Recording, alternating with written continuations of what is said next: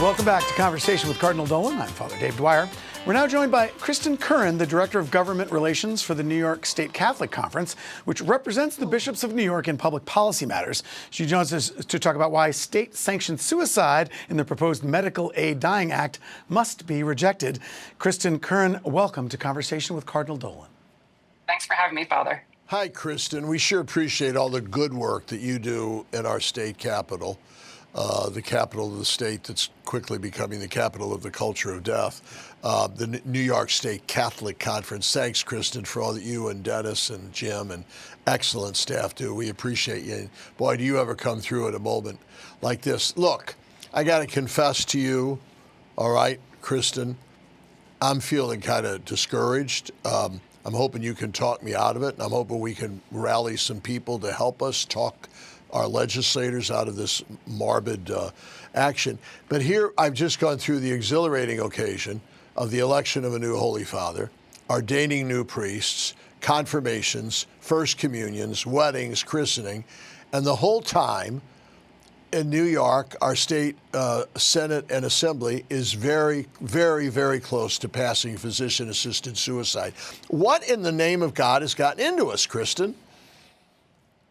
I know, it's terrible, Your Eminence, and it is a bit of an emotional roller coaster we've been on as Catholics here in New York State lately. As you mentioned, of course, our wonderful lawmakers chose this pivotal moment in our lives, the moment where we do have the wonderful news of a new Holy Father. They've chosen this time to really push this bill through very quickly, almost very undemocratically quickly.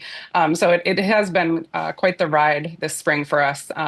But I totally understand your feelings of feeling down and upset about this. I'm, of course, feeling the same way. And it's very easy to feel that way. Again, working on so many of our issues here in New York, as you say, quickly becoming the culture of death, the state that love this culture of death. So, but I do think we have reason to be a little bit heartened because, especially as this bill has moved so quickly in the recent weeks, we've seen our supporters, people who are adamantly opposed to assisted suicide, really come out from everywhere, from all corners of the state, and everybody is really lending a strong voice, a unified voice against this bill, and we're really just doing a lot of work. We're not giving it up without a fight. We're going to continue this work of educating people about what this bill really means, and not just the oversimplified, misleading version that the pro-suicide people are delivering. Shouldn't it be telling to the misinformed proponents of this bill, and unfortunately their name is Legion, when they see the people who express high reservation, our minority communities, African Americans, Haitians, Hispanics, the disabled community, the elderly, they're all saying, whoa, this scares us. We are going to be made to feel our life is burdensome. We're going to be made to feel we would be doing the world a big favor if we'd ask our doctors to put us to death. Wouldn't you think that would turn the tide? But it doesn't seem to be working. You're absolutely right. And especially when we look to states where this has been legal, we see the statistics show that people don't even choose this because of pain or all of the things that we're told, drive someone's decision to choose assisted suicide. People choose this because they do feel like a burden. You've hit the nail on the head with that. So that is a huge problem. And I think, to your point, right now in New York, our disabled communities, our medically underserved and uninsured communities, our low-income communities, they are at huge risk right now. The disabled community in New York is in turmoil and chaos right now in the wake of the CDPAP program, the Consumer-Directed Personal Assistance Program, being completely redone and revamped, and not in a good way. The rollout of that has been horrific. So these people are without support.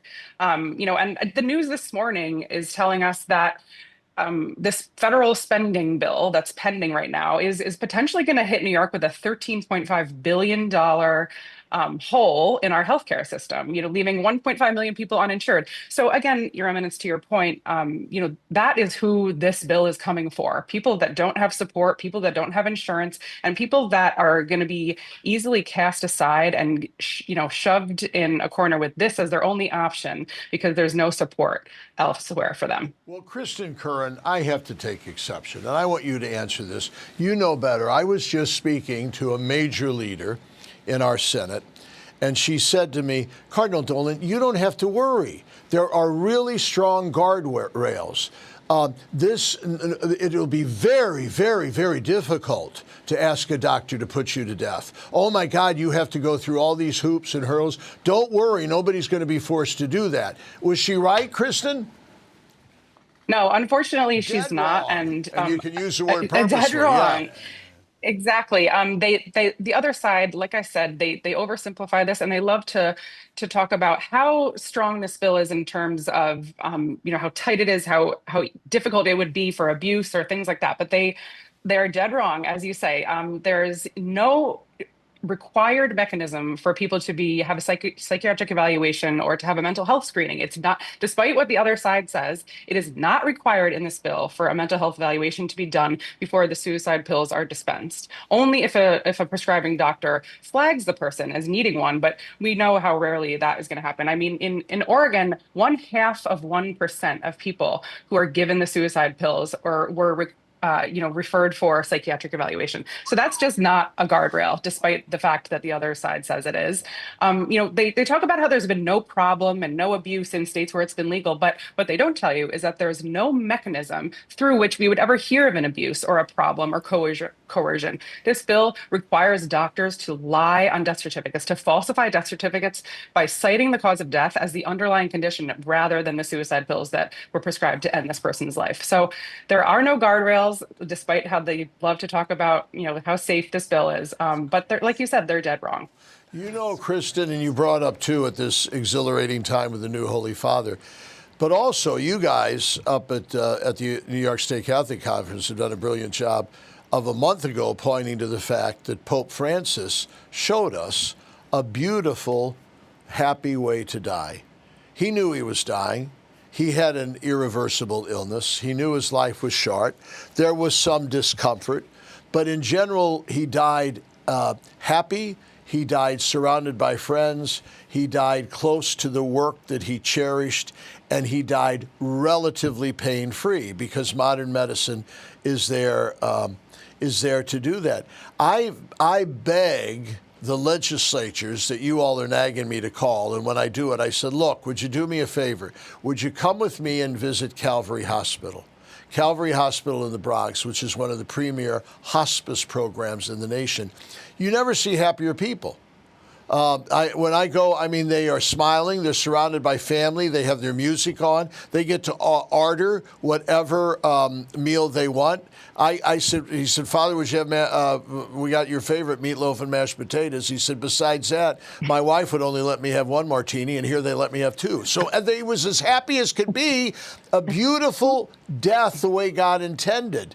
And this is why is death and some struggle that can be beautifully mitigated and controlled, why is that? Why are we allergic to that, Kristen?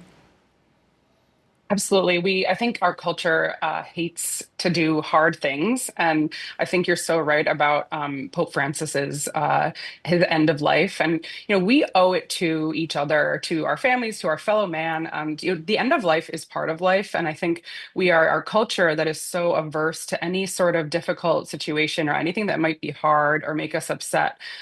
We've really started to find ways around that. But that's just not reality. And the end of life is part of life, and we owe it to each other to see each other through that. It's an important part of life, just as the beginning of life is. We owe it to each other to see each other through that. And as you say, there are ways to do that. I walked with my grandfather at his end of life at St. Peter's Hospice here in Albany, and I know the great work that we do at Calvary. And we need to pour supports and money into those systems instead of encouraging people to die. And Kristen, you can't tell me, my own dear mom, so she lived, thanks be to God, till 93. 93 and was as happy as can be. But the last couple of years of her life, she'd say to me, Tim, I'm sorry that I become a burden to you guys. I'm sorry that I'm costing you some money. And I'd say, Mom, you know when you're a burden? When you talk that kind of way. No, we love you and Right. we want you around for every day possible. And the Lord will take you when he's good and ready, and he ain't ready for you, and I don't blame him. This is, you can't tell me that those people are not going to say, we need to free you from this burden. I need to ask my doctor for those pills. And this is going to be a terrible Absolutely. emotional burden upon the people that we love and cherish most. I got to go, Kristen, but thanks to you and Dennis and Jim and the staff, New York State Catholic Conference. Keep it coming. Would you please, 30 seconds, tell our people how they can help you? Yes, right now we just need everybody to call their senator, call your local senator. It doesn't matter who they are or what side of the aisle they're on or what you might think about how they feel about this bill.